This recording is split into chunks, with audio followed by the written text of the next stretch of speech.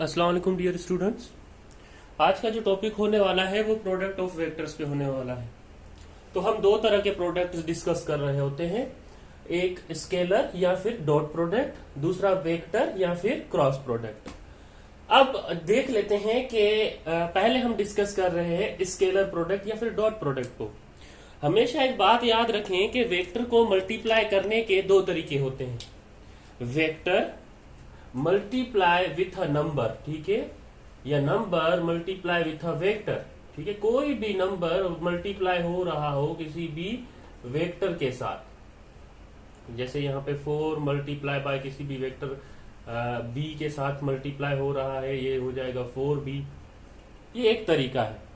दूसरा तरीका ये होता है कि a vector multiply with a vector, यानी कि a vector multiply with a vector, ठीक है। A vector multiply with another vector या विथ वेक्टर, ठीक है। ये दो तरीके होते हैं, या तो आप नंबर के साथ वेक्टर को मल्टीप्लाई करते हैं या फिर वेक्टर के साथ ही वेक्टर को मल्टीप्लाई करते हैं। तो हम इससे कंसर्न हैं, मल्टीप्लीकेशन विथ अ वेक्टर, ठीक है। Vector multiply with a vector से कंसर्न है, हम इसको लेके चलेंगे। आइए देखते हैं कि ये डॉट प्रोडक्ट या स्केलर प्रोडक्ट होता क्या है। इसको पहले हम समझ लेते हैं, थोड़ा कॉन्सेप्ट बना लेते हैं। देखिए आपके पास काफी फॉर्मूलाज हैं, मैं कुछ फॉर्मूलाज यहाँ पे वो लिखता हूं और उससे आपको समझाने की कोशिश करता हूं।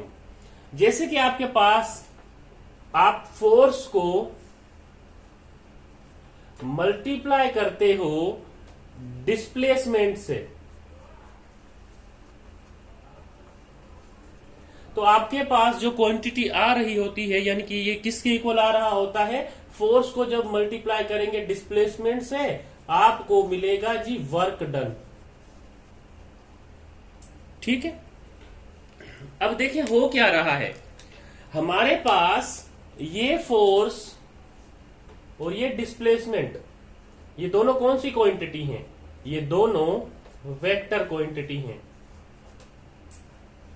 लेकिन अब जब आप इस तरफ आएंगे, ये वर्क डन को देखेंगे कि ये वर्क डन कौन सी क्वांटिटी है, ये वर्क डन कौन सी क्वांटिटी है, तो आपको पता लगेगा ये वर्क डन स्केलर क्वांटिटी है।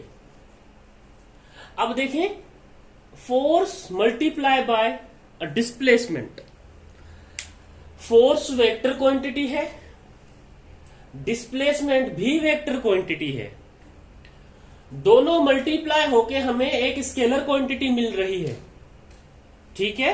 यानी कि vector multiply with another vector is equals to कोई भी स्केलर वेक्टर, ठीक है। नहीं, स्केलर वेक्टर आप नहीं कहेंगे, क्यों? क्योंकि स्केलर वेक्टर होता ही नहीं है, उसमें डायरेक्शन मेंशन ही नहीं होती। तो थोड़ा सा आपने ये ख्याल रखना है कि क्या आप मल्टीप्लाई करेंगे वेक्टर को वेक्टर के साथ तो वो वेक्टर आएगा, लेकिन आप स्केलर को स्केलर वेक्टर नहीं कह सकते, ठीक है। ये पॉइंट भी आपने क्या रखनी है, अपने दिमाग में या फिर अपने जहन में रख के चलना है कि आप जब दो वेक्टर को मल्टीप्लाई कर रहे हैं, when two vectors are multiplied and we get a scalar quantity, when two vectors are multiplied and we get a scalar quantity, such type of product is called scalar product। चले, ये बहुत ही आसान कर दिया मैंने आपके लिए, ठीक है, ये बहुत ही आसान कर दिया। स्केलर प्रोडक्ट किससे कहते हैं, दो वेक्टर को मल्टीप्लाई करने से हमें स्केलर क्वांटिटी मिले, ऐसे प्रोडक्ट को हम स्केलर प्रोडक्ट कहेंगे, ऐसे प्रोडक्ट को हम स्केलर प्रोडक्ट कहेंगे। एक और एग्जांपल ले लूं मैं, जैसे कि मैं फोर्स को मल्टीप्लाई कर लूं, force multiply by velocity is equals to power. अब फोर्स और वेलोसिटी मेरे पास दोनों ही कौन सी क्वांटिटीज हैं, वेक्टर क्वांटिटीज हैं। फोर्स और वेलोसिटी मेरे पास वेक्टर क्वांटिटीज हैं और मुझे जवाब में स्केलर मिल रहा है, तो ऐसे प्रोडक्ट को मैं स्केलर प्रोडक्ट या फिर डॉट प्रोडक्ट कहूंगा।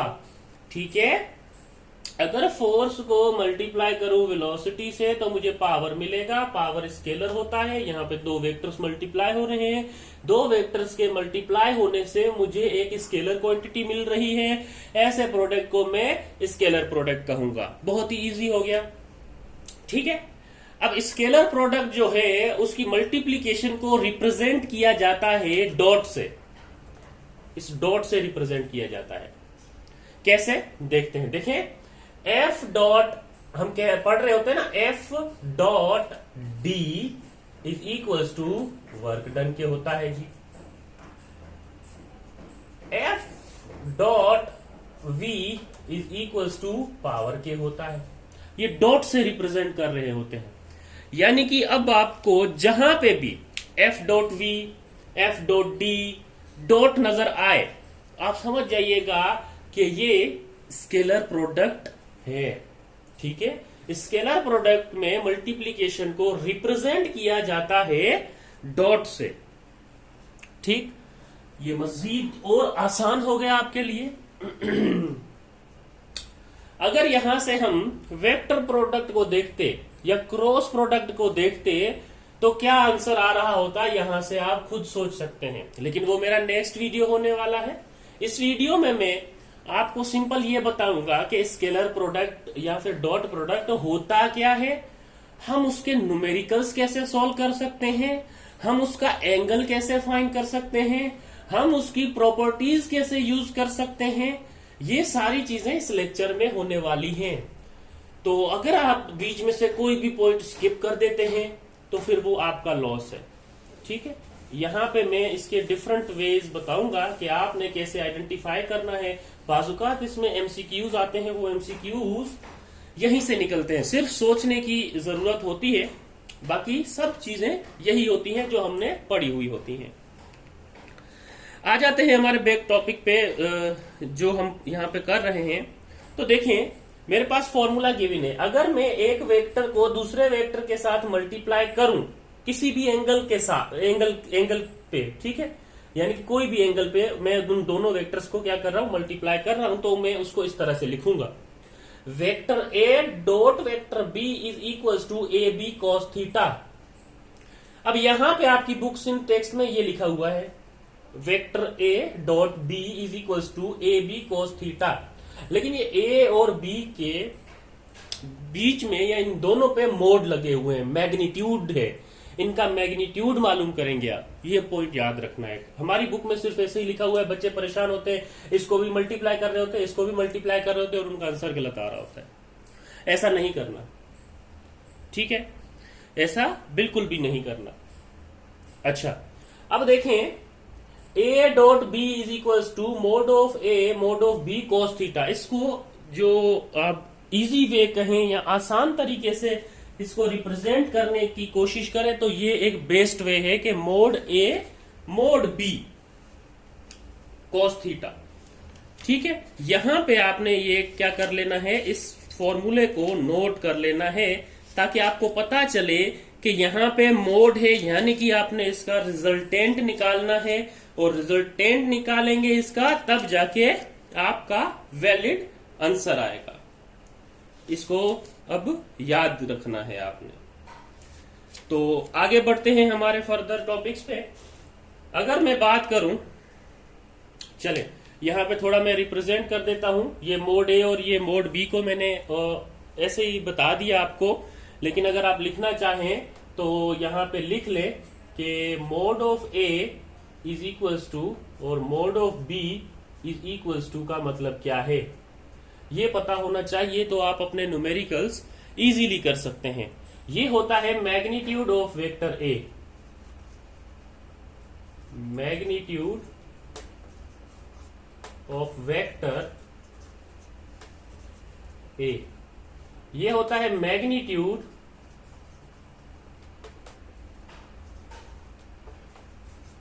Of vector B. ठीक है। चले अब आते हैं हम एग्जांपल्स पे कि अगर हम स्केलर प्रोडक्ट्स की एग्जांपल्स देखें तो कैसे होगा। देखें, अगर मैं एग्जांपल्स आपको बताऊं,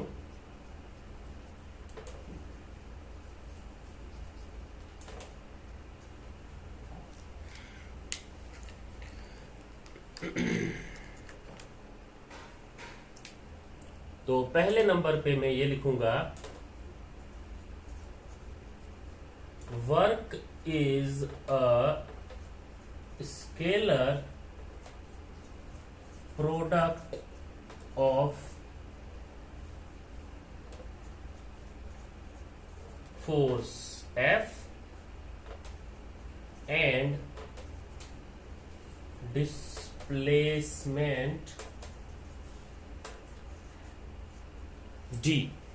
ठीक है, work is a scalar product of force F and displacement D, जिसको आप इस तरह से भी लिख रहे हैं,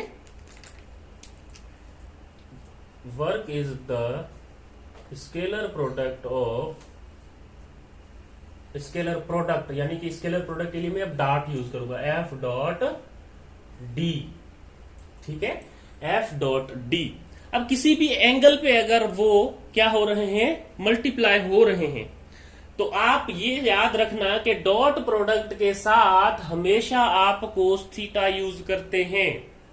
डॉट प्रोडक्ट यहां पे भी आएगा, वहां पे आपको कोस थीटा मिलेगा, यानी कि W is equals to F dot D को जब आप एंगल में कन्वर्ट करेंगे तो F D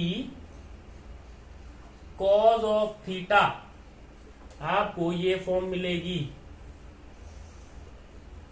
ठीक है, W is equals to F dot D cos theta. ये था एक एग्जाम्पल। अब देखें, फोर्स आपके पास वेक्टर है, डिस्प्लेसमेंट आपके पास वेक्टर है, आंसर में आपके पास स्केलर क्वांटिटी आ रही है, तो ऐसे प्रोडक्ट को आप स्केलर प्रोडक्ट कहेंगे। एक और एग्जांपल ले लेते हैं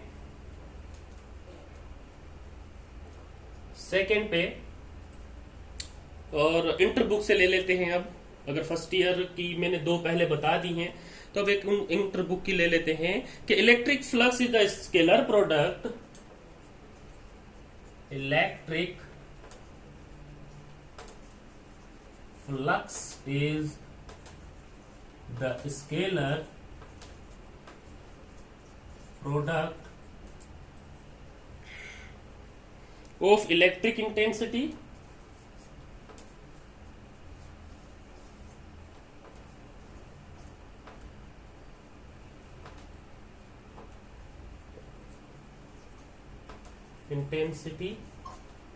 जिसको आप E से रिप्रेजेंट कर रहे हैं, अगर आपको इंटर की क्लास का कुछ याद हो तो, एंड एरिया A। ठीक है, सेकेंड एग्जांपल है, electric flux is the scalar product of electric intensity E and area A।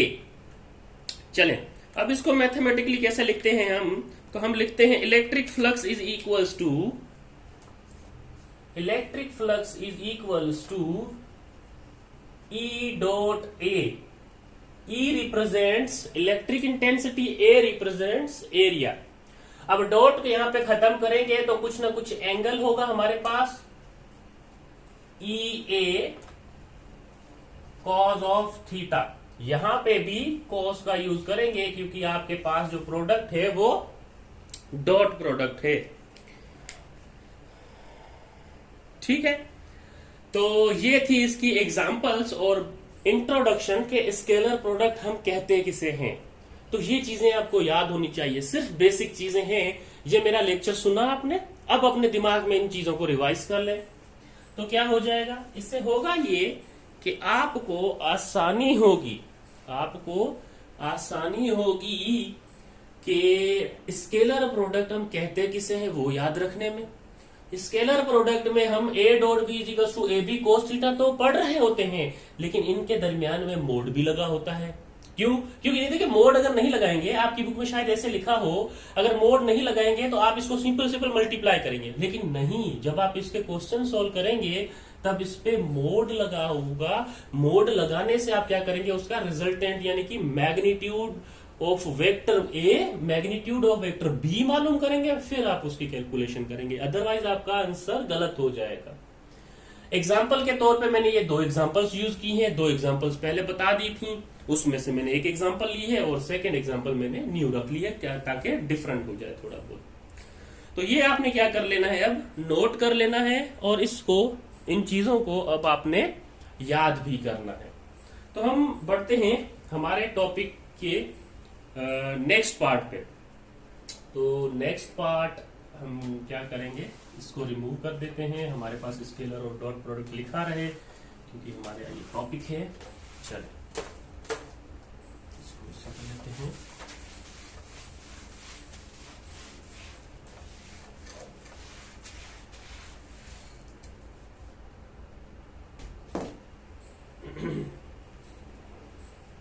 अब पढ़ लेते हैं हम, बुलेट पॉइंट है हमारा मैक्सिमम ऑफ या मैक्सिमम स्केलर और डॉट प्रोडक्ट।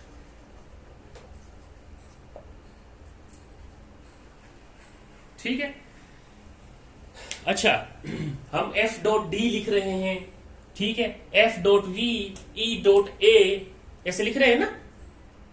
ये जो डॉट आता है ये रिप्रेजेंट करता है किसकी मल्टीप्लीकेशन, डॉट प्रोडक्ट की, और इसी वजह से हम इसको डॉट प्रोडक्ट भी कह रहे होते हैं। स्केलर प्रोडक्ट क्यों कह रहे होते हैं, स्केलर प्रोडक्ट इस वजह से कह रहे होते हैं कि दो में वेक्टर मल्टीप्लाई होके हमें जो आंसर दे रहे हैं वो एक स्केलर दे रहे हैं, इसलिए हम इसको स्केलर प्रोडक्ट कह रहे होते हैं। सिंपल, ठीक है। अच्छा, अब आ जाते हैं हम स्केलर प्रोडक्ट के मैक्सिमम कब होगा, मैक्सिमम स्केलर और डॉट प्रोडक्ट। अब मैक्सिमम स्केलर और डॉट प्रोडक्ट से काफी एमसीक्यूज बनते हैं, वो आपको कंफ्यूज करने के लिए काफी ऐसे क्वेश्चन ऐसे इसमें से बना लेते हैं, और स्टूडेंट बाजुकात क्या होते हैं उनकी बातों में आ जाते हैं और कंफ्यूज हो जाते हैं। तो हमने कंफ्यूज नहीं होना, ठीक। देखें, हमारे पास जो फॉर्मूला है यहां पे अगर मैं लिखूं vector A dot vector B, यानी कि A dot B is equals to mod of A mod of B of cos theta. मेरे वेक्टर्स मुझे मैक्सिमम कब मिलेंगे, मेरे दो वेक्टर्स मुझे मैक्सिमम कब मिलेंगे, वो मैं यहां से आइडेंटिफाई करूंगा। आते हैं हमारे टॉपिक पे। देखें, यहां पे कॉस थीटा यूज हो रहा है, क्या हो रहा है यूज, कॉस थीटा यूज हो रहा है। तो यहां पे आप अपनी नोटबुक में एक चीज लिख लें कि कोस 0 1 होता है। अब कोस 0 1 होता है यानी कि 1 यानी कि 100% रिजल्ट, प्रोबेबिलिटी आपके पास 1 है तो यानी कि 100% रिजल्ट। अब प्रोबेबिलिटी 1 से तो बड़ी हो नहीं सकती, 1 से छोटा ही होता है, प्रोबेबिलिटी का आंसर जो है वो 1 से छोटा हो सकता है या मैक्सिमम 1 हो सकता है। यानी कि आपके पास जब कोस थीटा 0 डिग्री होगा तब आपके पास आंसर जो होगा वो आपके पास मैक्सिमम आंसर आएगा। मैं जो बात कह रहा हूं वो ये कह रहा हूं कि अगर दो वेक्टर्स के दरमियान में एंगल 0 डिग्री हो, दो वेक्टर्स के दरमियान में एंगल 0 डिग्री हो या A is parallel to B हो। अब A is parallel to B का मतलब भी ये है कि इन दोनों के दरमियान में एंगल 0 डिग्री का होना, या फिर इन दोनों का मैं डायरेक्ट ऐसे कह दूं A और B के दरमियान 0 डिग्री एंगल हो, तो हमारे पास स्केलर प्रोडक्ट या डॉट प्रोडक्ट मैक्सिमम आएगा। जैसे कि लेट सपोज मैं एक वेक्टर ड्रॉ करता हूं B, वो इस तरफ है, और एक वेक्टर A जो कि इस तरफ है। तो अब देखें, इन दोनों की डायरेक्शन क्या है, सेम है। अब दोनों की डायरेक्शन सेम है दोनों की डायरेक्शन एक तरफ है, यानी कि यहां पे जो थीटा होगा वो 0 डिग्री होगा। या फिर आप कह रहे होते हैं कि A vector is parallel to vector B. ठीक है, ए वेक्टर पैरेलल है वेक्टर बी के। यहां से भी क्या जाहिर होता है, यहां से भी ये जाहिर होता है कि ये दोनों आपस में 0 डिग्री के एंगल पे हैं, पैरेलल यानी कि थीटा इक्वल्स टू 0 डिग्री। तो ये दोनों वेक्टर्स इस तरह से आप लिखें। ठीक है, और अब क्या कर ले, आप थोड़ी बहुत इंग्लिश लिख लें और फिर मैं आपको इसको मैथमेटिकली करके बताता हूं। तो यहां पे एक बुलेट पॉइंट देके आप लिख ले, if the vector A and B are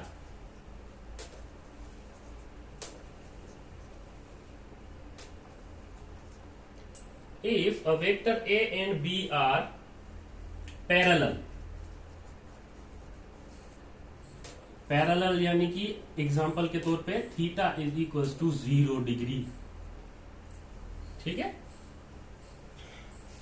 then their scalar product is, then their scalar product is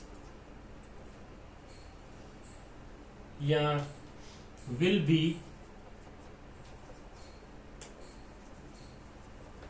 maximum. क्या होगा, मैक्सिमम होगा। देखिए, ये दो वेक्टर है, ए वेक्टर और बी वेक्टर, दोनों का जो एंगल है वो 0 डिग्री है, या फिर आप ऐसा करें पैरेलल है, दोनों एक दूसरे के एक ही डायरेक्शन में है, पैरेलली। ठीक है, तो इस कंडीशन में आपके पास जो डॉट प्रोडक्ट या स्केलर प्रोडक्ट होगा वो मैक्सिमम होगा। ठीक है, दो वेक्टर्स को अगर आप दो वेक्टर्स कोई भी ए और बी वो पैरेलल में हो या फिर 0 डिग्री पे हो, तो उसका जो प्रोडक्ट होगा वो मैक्सिमम आएगा। मैथमेटिकली अब आप देखें,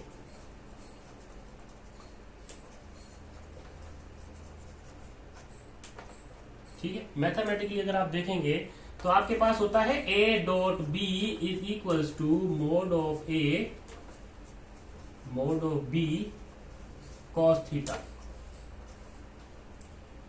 ठीक है, देखिए, अब कोस थीटा आपके पास 0 डिग्री गिवन है, तो A dot B is equals to mod A और मोड बी कोस 0 डिग्री। और कोस 0 डिग्री मेरे पास 1 होता है, तो क्या हो जाएगा, vector A dot vector B is equals to mod of A into mod of B, multiply होगा 1 से, तो मेरे पास यही आंसर आ जाएगा। तो A dot B is equals to mod of A mod of B, मेरे पास आंसर आ जाएगा।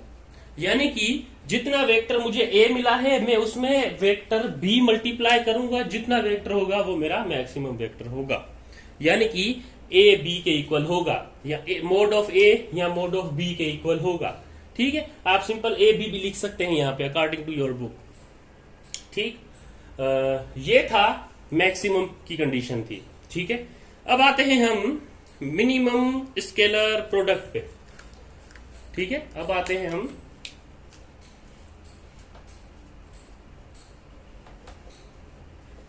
मिनिमम स्केलर प्रोडक्ट पे। मिनिमम स्केलर प्रोडक्ट पे आने के लिए आपको पता है, आपको क्या की पॉइंट्स याद रखने हैं कि आपके पास जो फॉर्मूला है vector A dot vector B is equals to mod of A mod of B cos of theta, ये फॉर्मूला है। अब आपने क्या करना है, मिनिमम वेक्टर देखना है। तो मिनिमम वेक्टर देखने के लिए आप ये सोचेंगे कि मेरे पास कोस थीटा कब सबसे कम आंसर देता है, तो कोस 90 मुझे आंसर मिलता है 0, यानी कि कोस 90 यानी कि परपेंडिक्यूलर। ठीक है, कोस 90 यानी कि कोई भी एक वेक्टर दूसरे वेक्टर के साथ परपेंडिकुलर होगा तो आपके पास आंसर मिनिमम आएगा। लेट सपोज एक वेक्टर ए है, वो इस तरफ है, तो दूसरा वेक्टर उसकी 90 डिग्री पे होना चाहिए, परपेंडिकुलर यानी कि 90 डिग्री, इनका जो एंगल होगा वो 90 डिग्री होना चाहिए, तब जाके आपके पास उसका आंसर क्या आएगा, मिनिमम आंसर आएगा, यानी कि cos 90 जीरो आंसर आएगा। यानी कि आप ये कह सकते हैं if the vector A and B are perpendicular, ये कह सकते हैं if the vector A and B are perpendicular या i.e. theta is equals to 90, ठीक है, then their scalar or dot product is या will be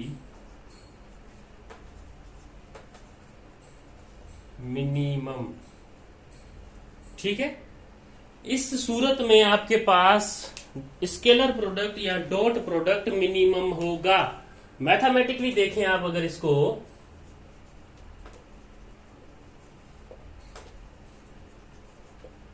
ठीक है, मैथमेटिकली अगर आप देखें A dot B is equals to A B cos theta,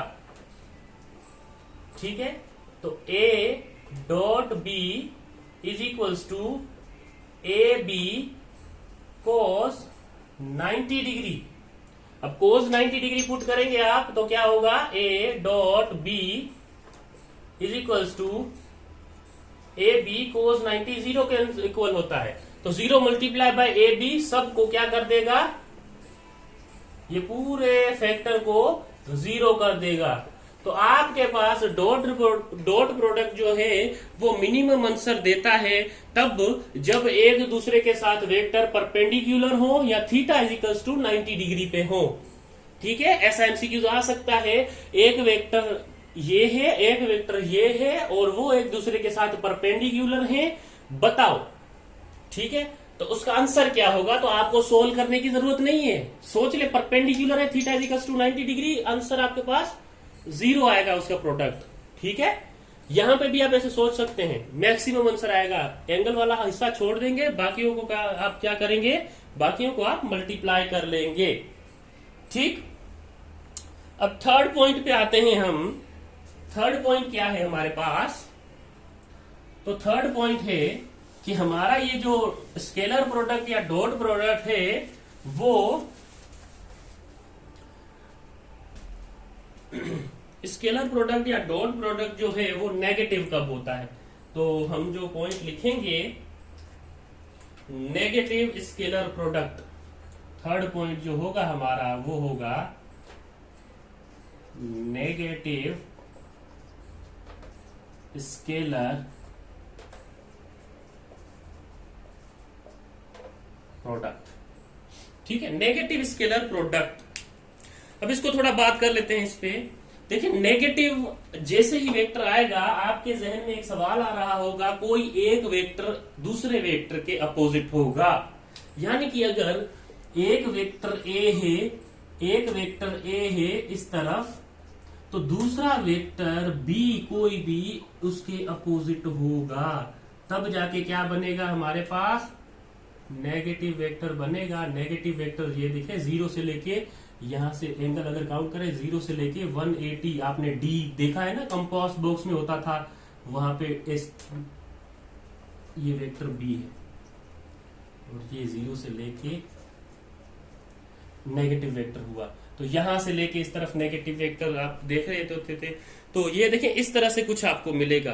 तो यहां पे देखें, यहां से लेके ए वेक्टर से लेके बी वेक्टर का अगर आप एंगल देखें तो 180 डिग्री है, तो आप जब देखेंगे कि कोस 180 इज इक्वल्स टू -1 होता है, कोस 180 क्या होता है, -1 के इक्वल होता है। यानी कि मैं ये बात कर रहा हूं, if the vector A and B, if the vector A and B are opposite,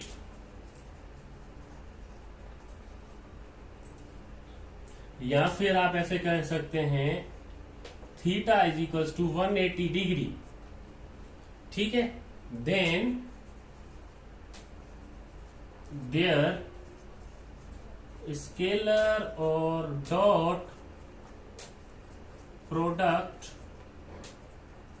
is या विल बी नेगेटिव। ठीक है, जब एक वेक्टर दूसरे वेक्टर के साथ अपोजिट होगा या 180 डिग्री पे होगा, ऐसे वेक्टर्स में आपके पास जो आंसर आएगा वो नेगेटिव आंसर आएगा। देख लेते हैं, देखें A dot B mathematically, A dot B is equals to A B cos theta,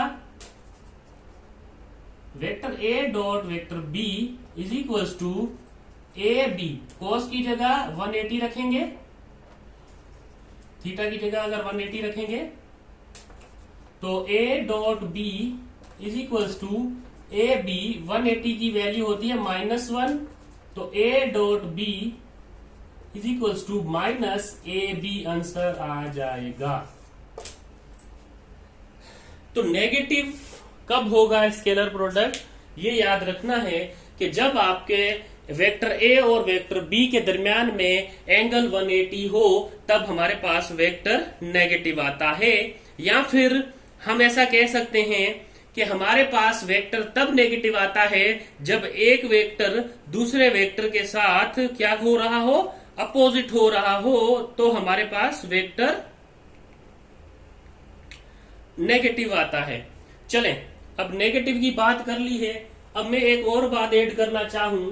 कौन सी? हमने क्या बात की, हमने मैक्सिमम, मिनिमम और नेगेटिव की बात की, लेकिन मेरा दिल ये भी है मैं आपको ये भी बताऊं कि ये हाफ भी हो सकता है अगर आप करना चाहें तो।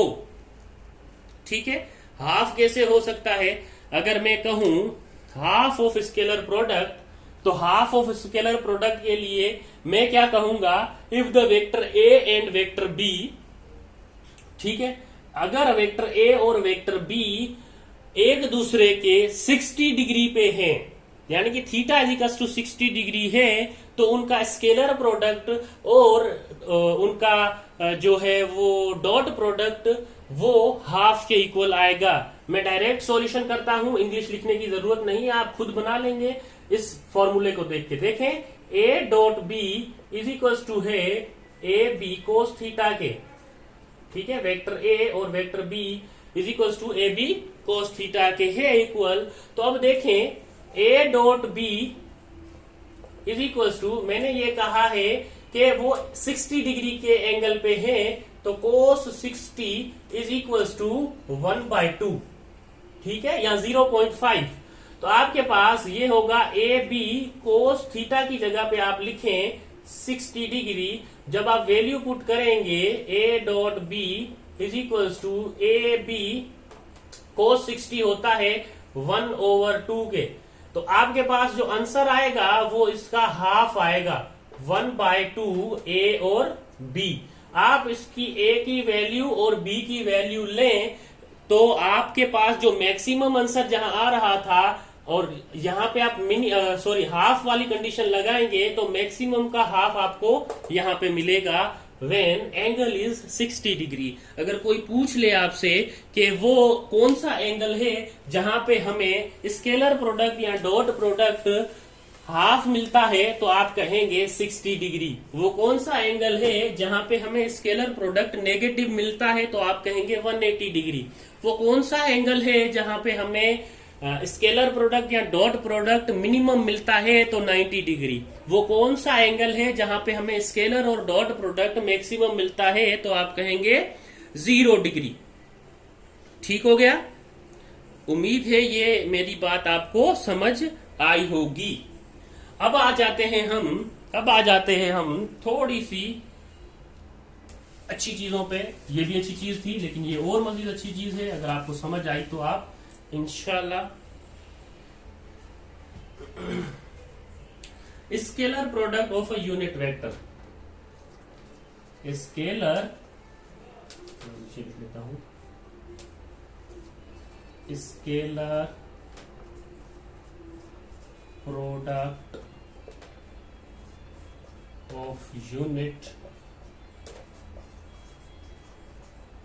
Scalar product of unit vector. ठीक है, scalar product of unit vector.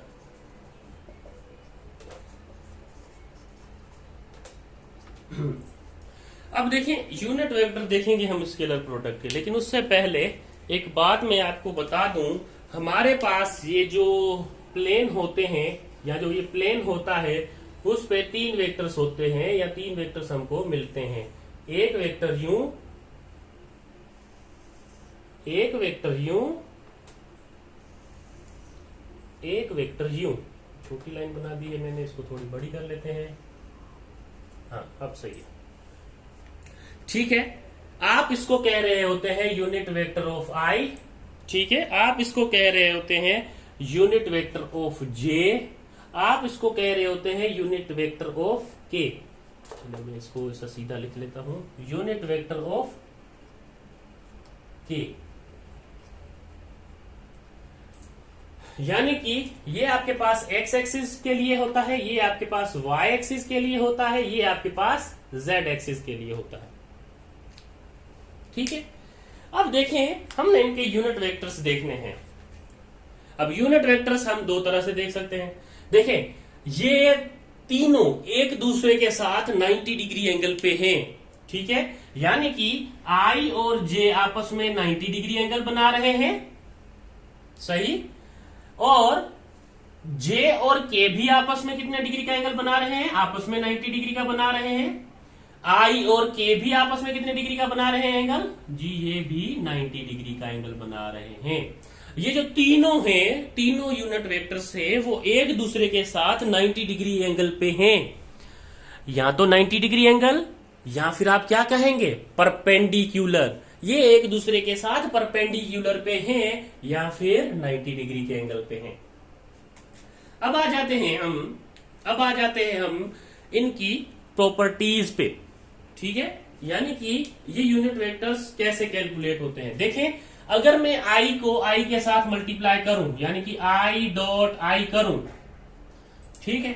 अब आई डॉट आई करूं, यानी कि ये देखें ए डॉट बी, यानी कि आई डॉट आई है, 2 वेक्टर्स हैं।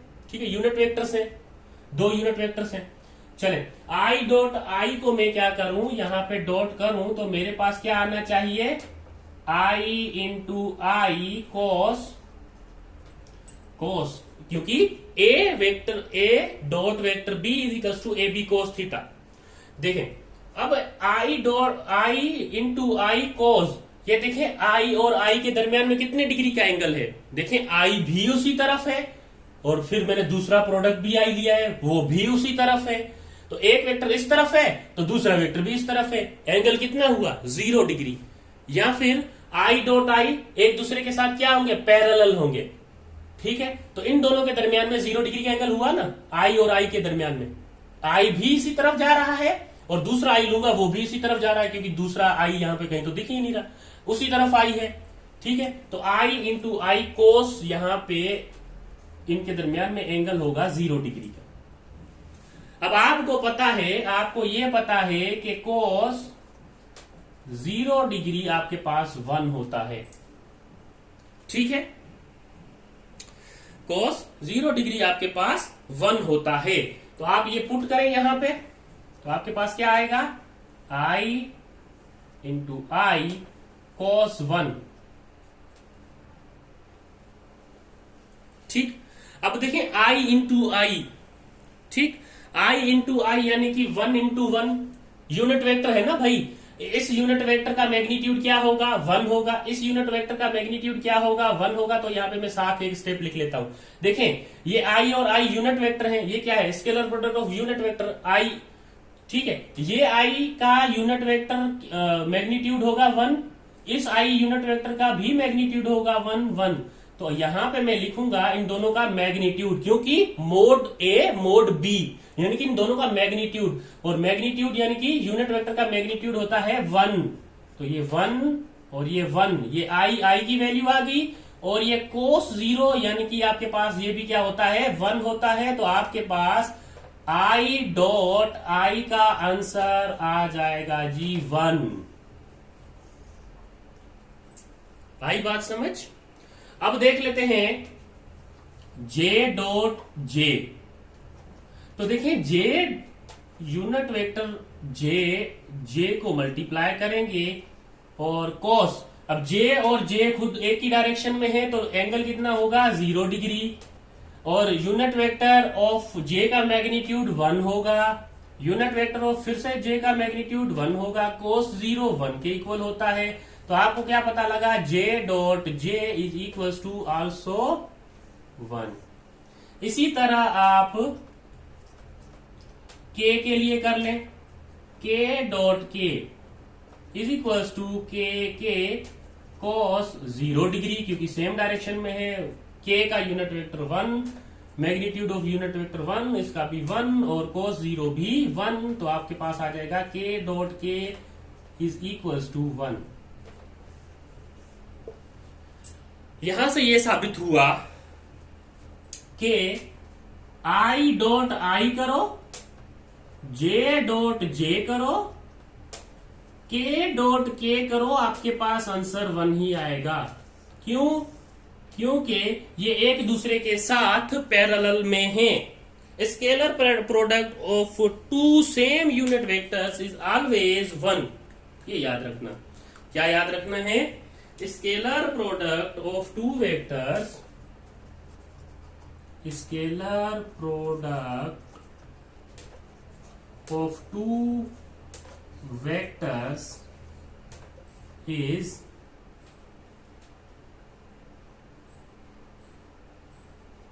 ऑलवेज 1। ठीक है, scalar product of two same unit vectors लिखना, यहां पे भूल गया हूं। Scalar product of two same unit vector, unit vector है ना, यूनिट वेक्टर इज ऑलवेज 1 या ऑलवेज इक्वल टू 1। ठीक है, तो इसका ये है सॉल्यूशन। अब ये प्रॉपर्टी आपको याद हो जानी चाहिए कि सेम यूनिट वेक्टर को अगर आप मल्टीप्लाई करेंगे तो आपके पास आंसर में आना चाहिए 1। अब आते हैं हम दूसरी कंडीशन पे। ये तो सेम वेक्टर हो गया जी। ठीक है, अब आते हैं हम डिफरेंट वेक्टर्स पे। यानी कि अब आप क्या करेंगे, अब आप ये करेंगे कि अगर आप unit vector of I dot unit vector of J करें तो क्या होगा, उसको देख लेते हैं। तो ये होगा आई जे कॉस थीटा की जगह क्या लिखूंगा मैं, देखें आई और जे के दरमियान में कितना एंगल है, आई और जे के दरमियान में कितना एंगल है 90 डिग्री, 90, और कोस 90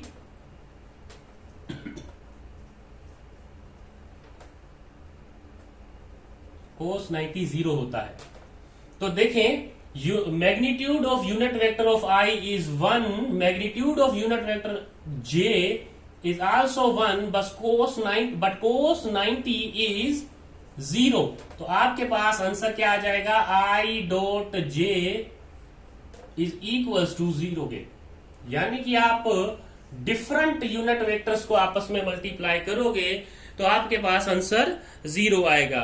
इसके बाद जे और के को भी देख ले, जे डॉट के, तो यहां पे आ जाएगा जे के कॉस, ये दोनों देखें जे और के दरमियान में भी 90 डिग्री का एंगल है, तो 90 0 के इक्वल होता है, इसका मैग्नीट्यूड 1 होगा, लेकिन कोस 90 0 होगा, तो हो जाएगा जी जे डॉट के इज आल्सो इक्वल टू 0। अब आप ले लें के और आई के दरमियान में ले लें, तो के आई इज इक्वल टू के आई कॉस 90 डिग्री है, के और एक्स के दरमियान में एंगल, तो इसका मैग्नीट्यूड 1 है, इसका मैग्नीट्यूड भी 1 है, और कोस 90 0 होगा, तो के डॉट आई भी मेरे पास 0 आ जाएगा। यानी कि होगा ये कि I dot J equal to J dot K equal to K dot I equal to 0 होगा। क्यों? क्योंकि दोनों अगर वेक्टर डिफरेंट हो तो आपके पास उसका यूनिट वेक्टर का जो आंसर है वो 0 के इक्वल आता है। Scalar product of two different unit vectors, scalar product of two different unit vector, scalar product अगर आप करें दो डिफरेंट यूनिट वेक्टर्स का, तो आपके पास आंसर ऑलवेज 0 आता है। ठीक है, ये पॉइंट याद रखना है, ये एमसीक्यूज पॉइंट है, आपस में मल्टीप्लीकेशंस ऐसे दे देते हैं, तो बाज़-औक़ात बच्चे कंफ्यूज भी हो रहे होते हैं।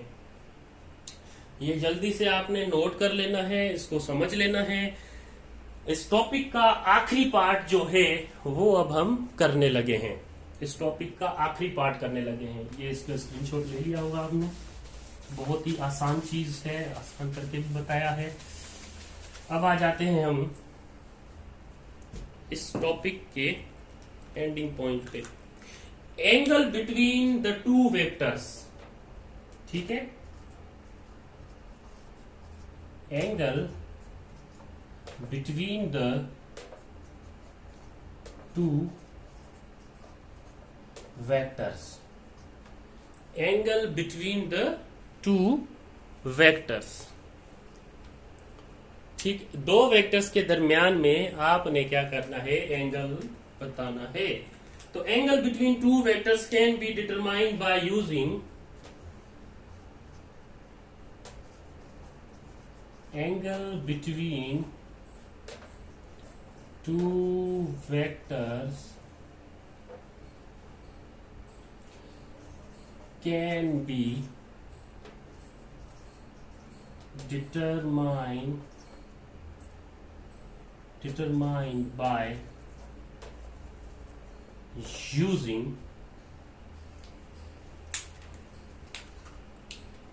हमने ये फॉर्म पढ़ी थी, आपको याद हो तो, A dot B is equals to mod of A mod of B cos of theta।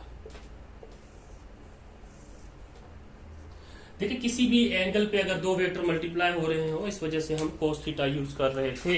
तो लेट सपोज आपके पास कोई भी एंगल पे वेक्टर्स जो हैं वो मल्टीप्लाई हो रहे हैं, तो आपको उसका एंगल मालूम करना है। लेट सपोज ये वेक्टर R है और ये वेक्टर S है, और इनके दरमियान में कुछ ना कुछ थीटा एंगल है। अब वो एंगल आपने मालूम करना है, तो आप वो एंगल कैसे मालूम करेंगे, वो इस फॉर्मूले से निकालेंगे। मैंने कहा था ना, यहाँ पे मोड लिखना जरूरी है, अगर नहीं लिखेंगे तो आप इनको सिर्फ मल्टीप्लाई करेंगे और आपका आंसर गलत हो जाएगा। ठीक है, चलें, अब यहां से आपने कोस थीटा को अलग करना है, तो ये मैंने कोस थीटा को इस तरफ अलग कर लिया। यहां पे देखें, मोड ए और मोड बी कोस थीटा के साथ मल्टीप्लाई में थे, इक्वल के इस तरफ आके ए डॉट बी के क्या हो जाएंगे जी, ए डॉट बी के डिवाइड में चले जाएंगे, mod of A mod of B. चलें, कितना सिंपल है। तो यहां से क्या हो जाएगा जी, थीटा इज इक्वल्स टू हो जाएगा cos inverse A dot B divided by mod of A mod of B. ये आपके पास वो फॉर्मूला होगा जहां से आप क्या करेंगे, अपना एंगल जो है दो वेक्टर्स के दरमियान वो कैलकुलेट करेंगे। अब ऊपर सिर्फ आपने डॉट करना है उसका, और नीचे क्या करना है, मैग्नीट्यूड निकाल के आपस में मल्टीप्लाई कर देने हैं। ठीक है, सिर्फ इतना सा काम आपने करना है।